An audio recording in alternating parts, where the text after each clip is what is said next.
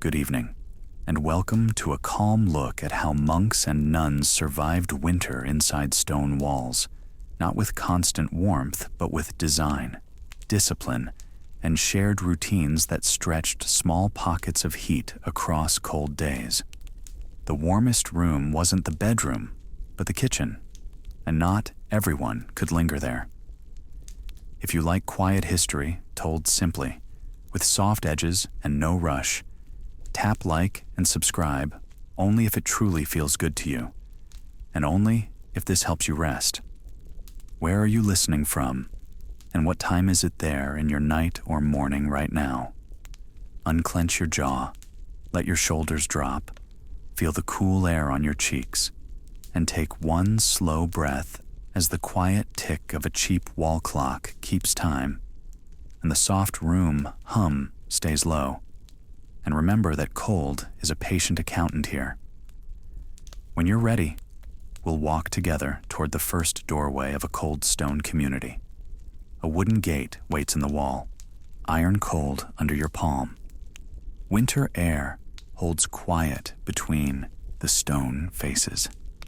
You feel the weight of a wool hood on your head, snug but not warm. Frost sits on the hinge in a pale crust. A bell lifts a small note under the arch and lets it fall. The sound crosses the yard, touches the eaves, and fades. A sleeve brushes wool on wool as someone passes, soft and brief. Narrow windows sit as careful slits in the walls. Deep sills keep daylight small and warmth smaller. Thick stone keeps the place standing and turns wind into a slow draft. A covered walk runs the square around the yard. Sandals click on the flags in a steady rhythm. Cold stays low while your breath rises as a small cloud. The church stands on one side, tallest and still. The kitchen sends a thin ribbon of smoke from its vent. The dormitory holds a row of tight shutters, built small to cut the pull of winter air. The monastery is a slow stove, not a blaze. Heat is made in pockets and shared along routes. A hearth often sits by the kitchen, a brazier in a workroom, a small fire in a warming room if the house has one. Most rooms stay cold and trade only a little comfort when doors open. Doors are heavy and close fast to hold what warmth they can. Cloister arches catch the wind and drop it to a crawl. When builders could, they turned windows to catch low winter sun and avoid harsh summer glare. Stone takes sun by day and gives it back quietly by night. A strict bell ties bodies to these paths. Prayers pull from dormitory to church. Work draws toward kitchen and yard. Meals gather in the refectory. Winter keeps better hours than anyone here, but the bell still wins. Your feet turn toward the shade along the walk. Step beneath the cloister and notice how the stone keeps the season. Cloister arcades ring the courtyard. Under the covered walk, winter light slants across flat flags and pale columns. A roof of tile and timber holds off the wet, but the air sits cold. Thick stone walls shoulder the passage and keep the sound small. The long gallery ties dormitory, church, and refectory into one loop so movement stays under shelter. Arches tame the wind by breaking it into smaller streams. Your breath fogs in the still corridor. A bell echo spreads thinly across the covered walk. When doors open across the square, the passage turns into a quick tunnel for air, then settles again. Thick masonry sits heavy around you because the thick masonry stores chill. Therefore, the interior changes slowly. Think of it like a basement that never quite warms. Damp limestone smell rises from the wall after a long, cold day, a clean, sour note. Floors laid on earth hold the night's cold and give it back by noon. A sun patch on the flags feels bright, not warm. Small windows puncture the walls at cautious intervals. Shutters close tight at dusk to block wind and save candles, but seams still leak. Drafts paid rent nowhere, but lived everywhere. Window openings sit deep, which shields the room but keeps corners dim. Cold gathers in hollows beneath the stone benches. Glazing, where they could afford it, came as small panes of leaded glass. In lean houses, oiled cloth or nothing at all filled the frame, which helped little against wind. Shutters did most of the work. People learned which door to keep latched and which turns in the cloister caught less air.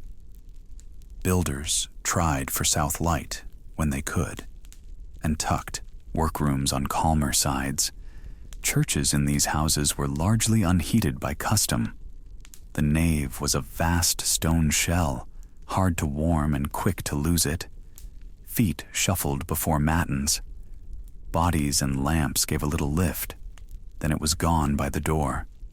Wooden screens and high choir stalls cut the wind a bit. Heat got focused on places where work or frailty required it, like the kitchen, the infirmary, or a small warming room near the chapter house. In winter, a reader might choose a niche out of the draft, and a scribe sat where sun struck the desk for an hour. Indoor fires were restrained. Open flames risked beams and books, and they burned scarce fuel. Wood and peat took labor to cut and carry, and cost coin from tight budgets, so the rule often said, be sparing. Hearths roared in the kitchen at set hours, then embers were banked under ash. Elsewhere, a brazier might glow under watch, or a flue carried smoke away through thick walls. Many dormitories allowed no fire at all, except for the sick. Chimneys and stoves spread more in later centuries, but caution stayed. Dark stains high on stone showed where heat and smoke once climbed. Architectural choices set the baseline mood and limits. The place shed water and stored cold. The walls promised safety more than comfort.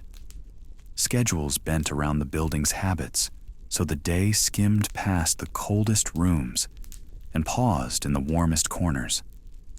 After a few minutes, you notice the real shelter is moving with the people.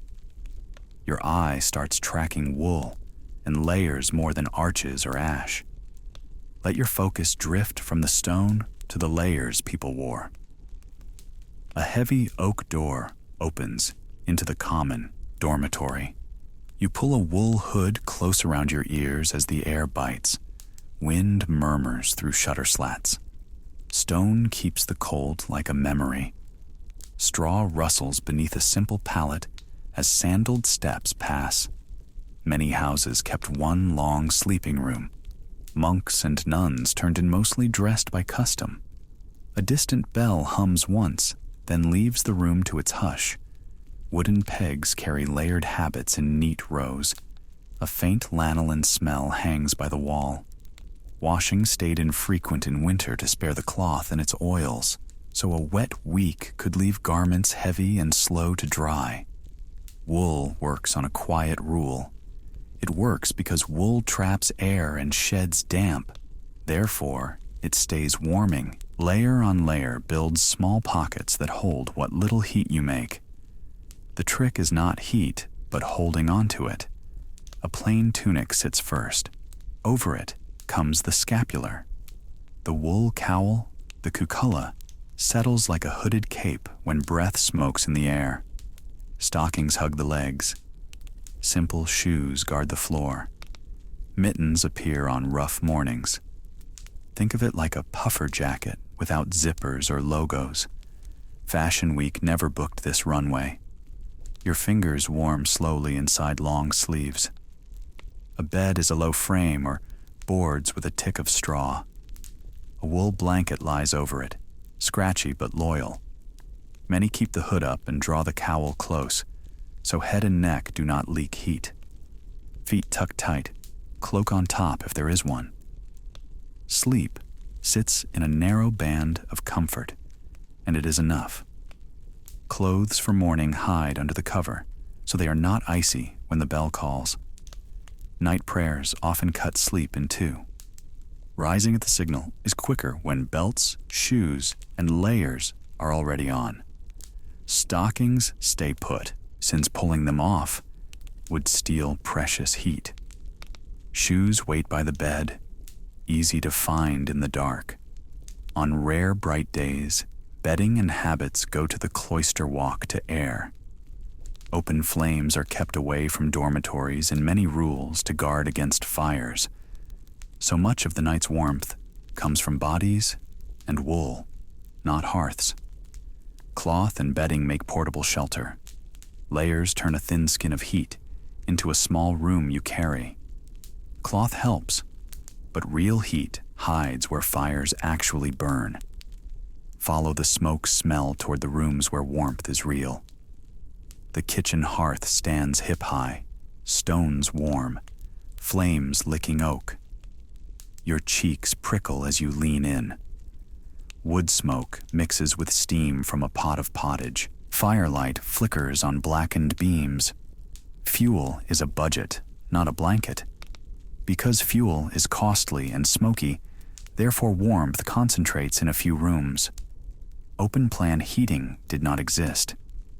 Heat fades quickly a few steps from the hearth.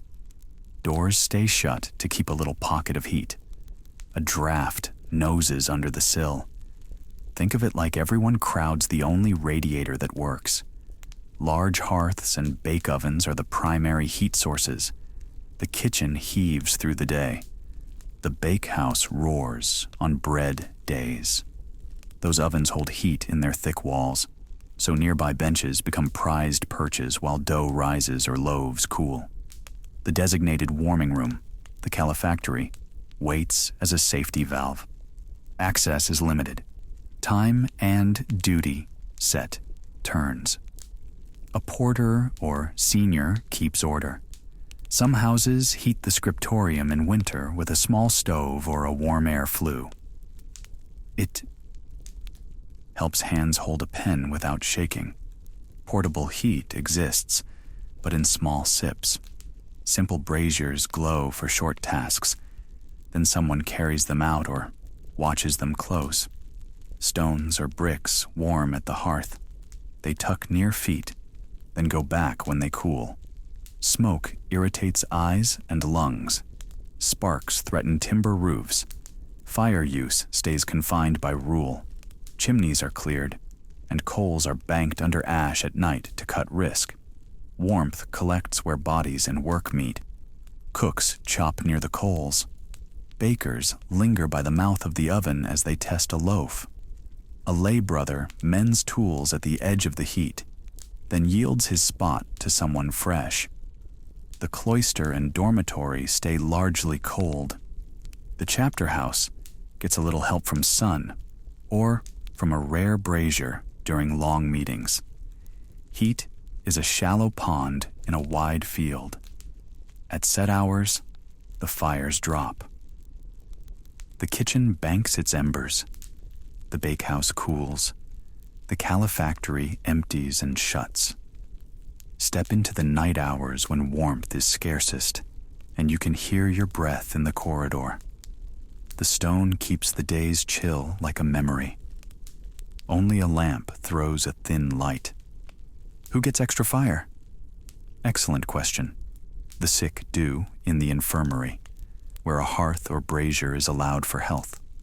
Travelers get it in the guest hall, partly for welcome and partly so wet clothes can dry. The abbot's chamber may have a small fire on hard nights. The scriptorium can win heat in deep winter for steady work. Decisions like these balance mercy and safety, and the risk of flame is never far from mind. Let the bell draw you from the coals into the dark hours. Take one slow inhale and feel your shoulders rise. Let a longer exhale fall, easy and unforced. Notice how the body settles when the breath is simple. Stone walls keep the cold, even when fires have gone to ash. Wool layers do the quiet work under tunic and over habit. while real heat gathers in only a few rooms like the kitchen or the little warming room by the cloister. Because stone drinks heat and releases it slowly, therefore warmth had to be saved in clothing and routine more than in flame. Think of those layers like a portable blanket you wear. A single ember glows, then dims behind a metal grate. A distant bell taps the air in even strokes. It rises, then fades. Robes whisper as they move, soft under stone. Loosen your jaw and let the muscles unclench. Rest your tongue from the roof of your mouth. Let the face go slack and kind. Let your breath even out, light and steady. No counting, just the soft in and out. Like steps on a quiet walk, steam lifts from a bowl and twists in the cool air. A simple broth at supper gave a brief cloud of warmth to cheeks and hands, then slipped away. The room stayed spare, but that little fog was a pocket of comfort. Shift your blanket or your pillow to a spot that feels right. Tuck the edge near your shoulder. Settle the weight that feels good now without hurry. Night routine waits with known markers. Compline seals speech and begins the great silence until dawn. Doors close, candles die, and a shared dormitory breathes in sync, each sleeper wrapped in habit and blanket, with boots or clogs set for a cold start. The courtyard hush feels padded, like snow without the snow. A narrow corridor leads toward prayer if the night office calls, and the path is remembered more than seen. Follow the bell's memory toward the choir in the dark. The bell rings in the dark dormitory. Wool rustles as belts are buckled and sandals found. The sacristan wakes first and pulls the rope, steady and practiced. Bells shape the hours, so the line forms and steps toward the choir, still half asleep.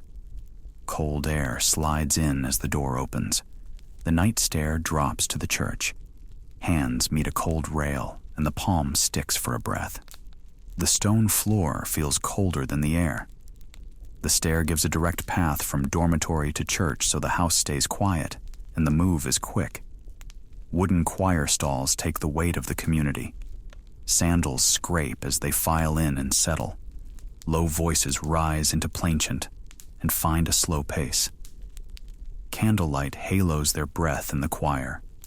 The stalls are high-backed and close-set, built to hold people still through long psalms, and because the offices of matins and lauds fall before dawn, therefore prayer happens at the hour of peak chill. That timing tests bodies as the year turns cold. Eyelids feel heavy, and fingers grow numb on the page. A reader stumbles on a line, then finds it again, while a cantor steadies the note. Some houses allow simple gloves or extra hoods for the elderly, and an infirm person may be excused, yet most meet the frost as it is. The fatigue adds up across winter mornings, and the chill lingers after the last response. Think of it like a 4 a.m. flight, but nightly and on foot. There is no snooze button on a bell. Hoods go up and capes are clasped as they stand and kneel. The procession moves slowly, careful on stone and steps. When voices blend, a shared warmth creeps in, small but real. It is like a tiny coal passed from voice to voice. A narrow ledge under the folding seat, a misericord, lets a tired body lean without sitting outright. The chant keeps the beat of breathing and keeps minds together, which helps the long minutes pass. The canonical hours of matins and lauds set the frame for the day, even when the sky is black. Pages turn with stiff fingers. A young novice fights a yawn and thinks of the next hour of work. An older sister knows where to stand to catch the least draft, which can feel like a small victory.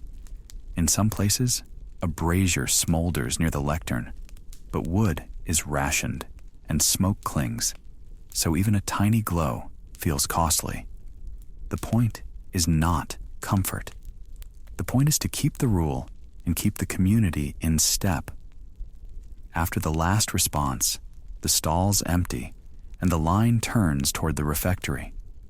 Warmth returns through food and drink, a bowl of pottage, a heel of bread, and small ale or a mug of hot water steady the hands. Kitchen fires put a softer heat into the room and faces loosen. Some houses pass a small warming room on the way if they are lucky enough to have one. Let the refectory door swing open to steam and the rhythm of steady spoons. A long refectory table holds you on a sturdy bench as a steaming bowl lands before you. Spoons tap wooden bowls softly. A small cross is made, the ladle rests, and a quiet wait begins. A pottage pot breathes near the serving hatch, and the smell of barley and leeks lifts in slow waves. Warm vapor briefly fogs your face. Wooden trenchers carry thick slices of brown bread, and a jug of small beer stands within reach. Because warm food boosts comfort, therefore meals anchor the coldest parts of the day. The winter timetable leans toward heat where it can. Hot pottage shows up when the chill bites hardest, pushing back at numb fingers and stiff shoulders. Think of it like clutching a thermos after a long commute. The bowl is not luxury, but it is planned warmth. A brief pocket of heat is held in broth and grain, and you can feel it work down your center like a small hearth. Seasoning was mainly hot and available.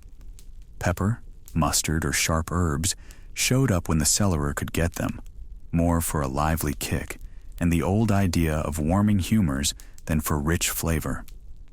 It was simple and steady, not fussy. Bread and cheese backed the bowl.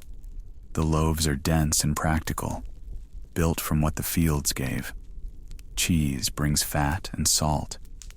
Legumes fill the pot or the side dish, with peas or beans giving protein, and a slow kind of energy that lasts past the bell. Small beer fills cups as a mild partner.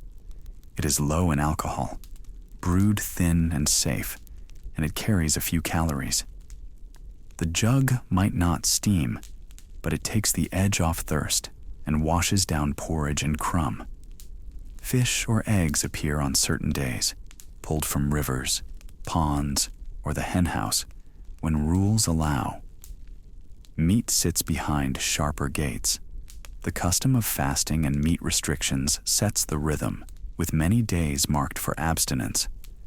Allowances exist for the ill, the elderly, and heavy workers, since the point is care, not collapse. Rules and recipes tie into the body's math. Energy had to be managed, and hunger sharpened the sense of cold. A thin morning could make the stone feel icier, the breath feel sharper in the choir, and the hours longer. The kitchen tries to meet that with timing. A hot ladle lands after matins and prime in some houses, or at midday in others, when the sun is at its best and the hall feels least bleak. A second warm dish might come small and late, just enough to carry the night watch. Silence in the refectory keeps the focus on eating and scripture. The pause slows you down so the warmth has a chance to sink in. It is a quiet kind of strategy, as strict as any rule, and you can feel why it lasted. After bowls are cleared, hands carry pots back, trenchers are wiped for the next day, and the jug is set aside. Work now takes its turn. Fields, laundry, kitchens, workshops, or the scriptorium call. And movement becomes a new kind of heat that keeps the cold from settling too deep. When your bowl is empty, feel the last ribbon of warmth in your chest. Stand with the others and slide the bench back. Step out from the refectory's hush and into the day's chores. Wooden clogs or sandals click along the covered cloister walk as a monk reads, feet keeping a steady pace. Grit presses under the soles, cool air brushes the cheeks, and a wool sleeve whispers as the page is held. Under the rule, work is assigned, manual and clerical, and it fits the hours like a belt. Because movement makes heat, therefore chores stagger to keep bodies warm. Distant mallet taps drift from the yard as a group crosses the arcade and swaps duties. Garden beds still need turning even in winter, and the woodyard needs a steady swing more than a heavy one. The brewhouse stays busy with stirring and hauling that bring a slow glow to cold shoulders. Think of it like getting your steps in because the office is freezing. Cardio by obedience, not by smartwatch. Paths glaze with frost and wet boards go slick, so slips happen, and tight leather and damp socks mean chilblains that burn and itch. Copying does not move the legs, so the hands get help. In the scriptorium, fingers work under fingerless mitts, or sleeves pull long over knuckles when the parchment chills the tips. Brief, warming pauses break the task. A moment by the kitchen fire or in a small warming room if the house has one. Then back to the desk before stiffness returns. Chores and reading laps braid through the day, so people take turns with stillness. Sunlight warms a single square of the cloister walk, and steps pass through it like ships through a narrow beam. The roof keeps snow and rain off the path, so the circuit stays open and safe enough for steady pacing. Some cannot keep pace in winter, or not for long. The house bends for age, illness, or injury, and a stronger back takes the heavier rounds, while the one who aches keeps a lighter post or sits nearer heat for a time. Turn toward the rooms where exceptions and mercy live. Draw a slow breath in through your nose. Let a long, easy breath out. Let the breath arrive without rush. Let it leave without hurry. A candle's wick steadies after a brief flicker. Quiet gathers around you. There is time. Nothing needs to hurry. Night bells kept time. Hot bowls met cold hands at dawn. Work stayed steady, so bodies stayed warm. Sweeping a cloister walk and turning soil kept people moving. Early rising kept patterns stable. A shared table helped energy hold through the morning.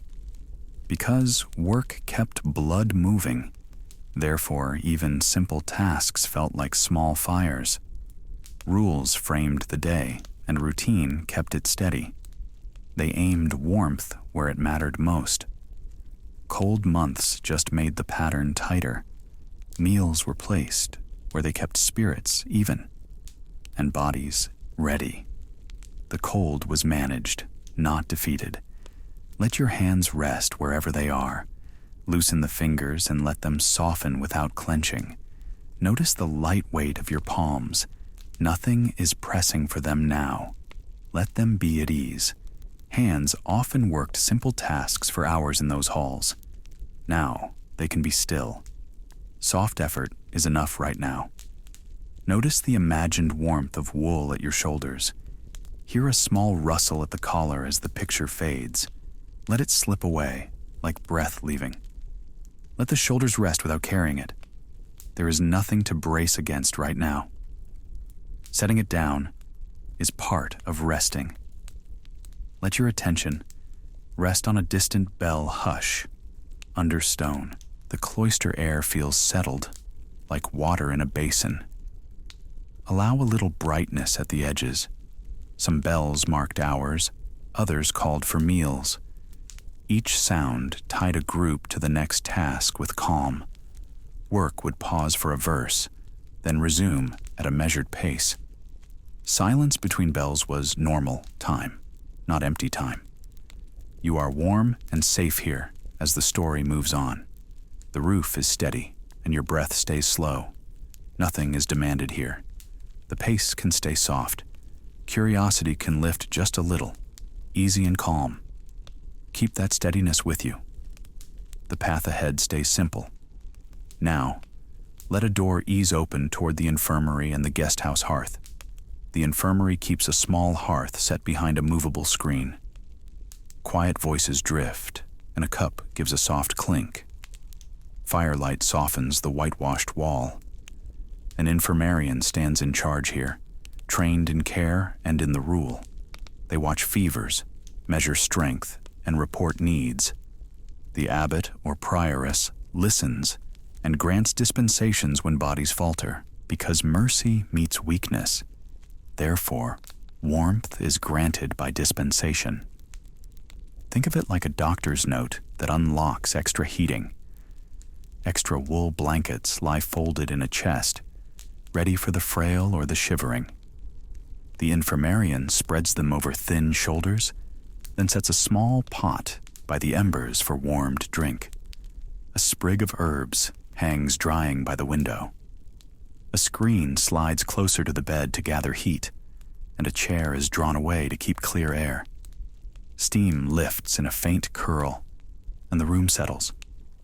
Warmed drinks are simple and steady. Sweetened ale, a thin broth, or milk with herbs can soothe a cough and warm the hands. Cups pass from palm to palm, then return to the coals for another turn. The infirmarian checks pulses and breath, tracks modest improvement, and keeps the door near shut so the heat stays put. A visitor leaves a prayer and a small bundle of sticks. Compassion had a key to the woodpile. That line is not poetry here. It is practice. The guest house keeps its own hearth for travelers, the sick poor, and messengers who cannot carry the road's cold inside their bones. A porter names the need, and a fire is fed. A low crackle answers the winter draft at the door, and a bench near the blaze fills first with the oldest guest. Bread and broth follow, and a warm corner buys a night's rest. The abbot or prioress still sets the boundary. Exceptions multiply quickly when frost sits long on the fields, so the community draws a line between the infirmary's heat, the guest house's welcome, and the chill work of daily rooms. Monks and nuns accept cold in the refectory and cloister so that the sick and the stranger can have warmth in narrow spaces. The infirmarian keeps a list. A novice recovering from fever receives an extra blanket for a week. An elder with aching joints gets permission for heated stones at night. A pilgrim soaked by sleet is moved closer to the hearth and given dry wool. All of this depends on fuel, forests, and planning. A monastery without rights to wood or peat must buy it and count every measure. And even a house with coppiced groves must cut in season, haul on frozen ruts, and stack the cords under cover, because a mild autumn can shrink reserves, and a harsh Lent can grow the line at the infirmary door. The cellarer tallies what remains, the forester watches the stands, and the community prays the hoard will last until thaw. When demand rises, capacity falters. If too many fall ill or too many arrive at once, the screens and blankets can only stretch so far, and choices turn tight. Fire must be fed, but not at the cost of spring planting. The careful sharing of heat becomes a daily negotiation between charity and survival. Step outside to the woodpile in the winter field's edge. Stacked cords of oak and ash lean under a shed wall. A lay brother counts with a calm thumb on each split round and marks a tally on a board. Beside them sit low bricks of peat, drying in the cold air. Resin scents the yard, sharp and clean, and peat smells earthy. Frost whitens the cart ruts outside the gate. The woodpile, peat, and charcoal are the community's fuels. The cellarer keeps the tally and the purse. He bargains for felling rights with neighbors and arranges carting. Lay brothers manage the cut, the hauling, and the charcoal burn in the managed woods. Stands are coppiced on a cycle, so trees regrow. Charcoal burns, hot and with little smoke, but it costs labor and timber, so it is used where a clear fire matters, like the kitchen range or the smithy brazier. A shutter thumps once in the wind. Because supply and climate vary, therefore buildings and habits adapt locally. Shutters close tight against drafts in winter corridors. Floors get fresh rushes to soften cold stone and soak up damp. Windows take oiled cloth or horn in lean years, and later, glass appears in select rooms when money and donors allow. A glazier's pane in the chapter house can make a dim morning feel mild. Sunnier cloisters in the south angle their walks to catch low winter light. Long galleries act like calm sun traps in the afternoon, so work can move there. Houses farther north lean on heavier hangings over doorways and beds, and on enclosed hearths or tile stoves that hold heat. Cold chapels keep small braziers during long offices, while the refectory tends a central fire that smolders through the midday meal. Rationing shapes the day as much as any rule. The cellarer issues wood by measure in winter, then closes the shed and keeps the keys. Wood smoke darkens beams and stings eyes if fires are careless. Fuel drains the purse, and hills stripped bare worry the bishop, so limits get posted. The budget always wins. Think of it like setting your thermostat to match your data plan.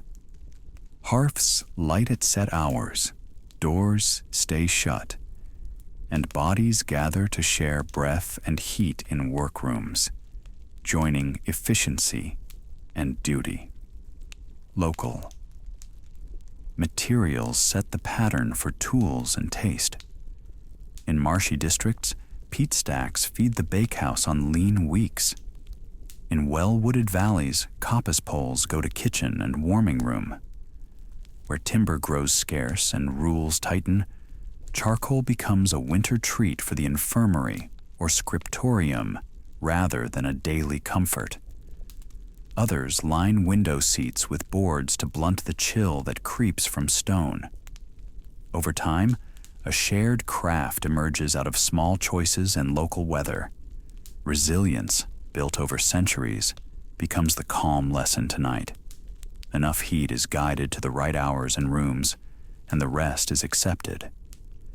Let the scene soften and drift back to your own quiet room.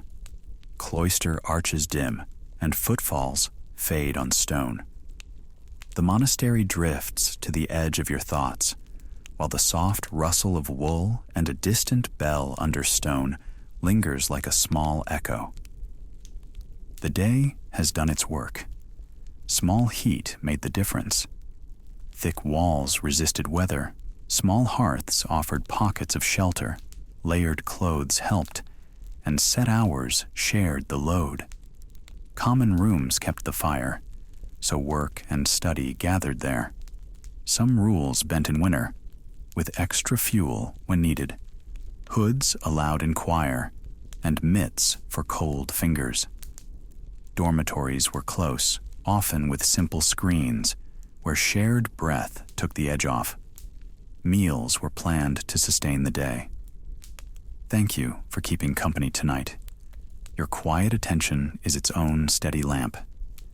Take one last easy breath. Let your shoulders drop and let your jaw rest. Let your hands rest where they are. Sleep can come if it wants. There's nothing to do. You're already warm enough for now. If thoughts wander, let them drift like leaves on a slow stream. A gentle like or a short comment is welcome if this brought you calm. Leave one only if it feels easy. It helps this kind of calm history reach others who might like it.